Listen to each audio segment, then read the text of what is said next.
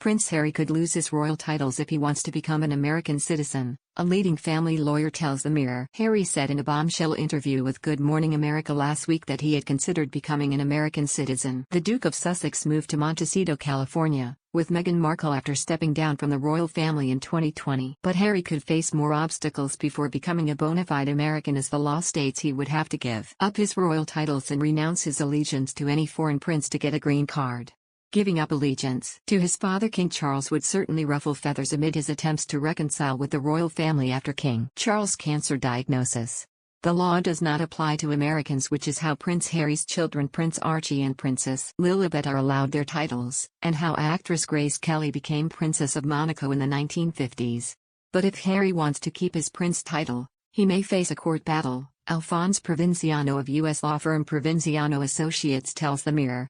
Instead of renouncing his title, Prince Harry could instead challenge the law as a violation of the Equal Protection Clause of the 14th Amendment, since it treats him differently from native-born Americans, Provinciano, who practices international law and has worked on several high-profile cases, tells us. Because this is such an unsettled area of the law, it would likely go all the way to the U.S. Supreme Court.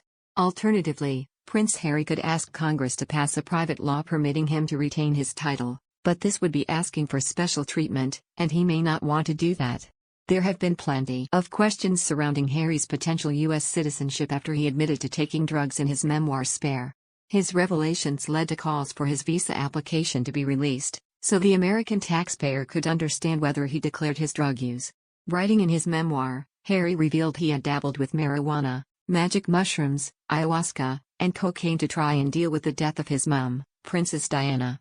There was speculation that the Duke of Sussex, who resides in California with his family, could be denied U.S. citizenship if he ever applied, as the variety of drugs he admitted to taking are banned or under strict control. Despite calls for his visa application to be released, U.S. government lawyers determined it should not be disclosed because it is private personal information. Harry's references to taking drugs prompted a conservative Washington, D.C. think tank to question why he was allowed into the states in 2020. The Heritage Foundation brought the lawsuit against the Department for Homeland Security, DHS, after a Freedom of Information Act request was rejected, claiming it was of immense public interest. In response to the think tank's submissions that Harry's U.S. visa application should be released, lawyers on behalf of DHS said the Heritage Foundation have not demonstrated possible government misconduct or any other public interest that would overcome Prince Harry's privacy interest in these records. The DHS also said despite the Duke being a public official in the UK, he is not a public official in the United States. Their submissions to the court said DHS had provided the maximum amount of information that it can provide regarding the records it possesses without revealing Harry's immigration status. The Heritage Foundation's lawsuit argues that U.S. law generally renders such a person inadmissible for entry to the country. In the DHS's response to the legal claim, they said, much like health, financial, or employment information, a person's immigration information is private personal information.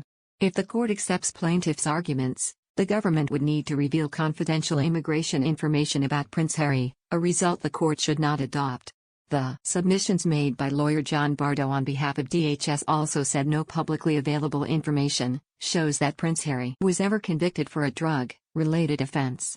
Mr. Bardo added that any suggestion from the Heritage Foundation of wrongdoing on behalf of the U.S. government was purely speculative.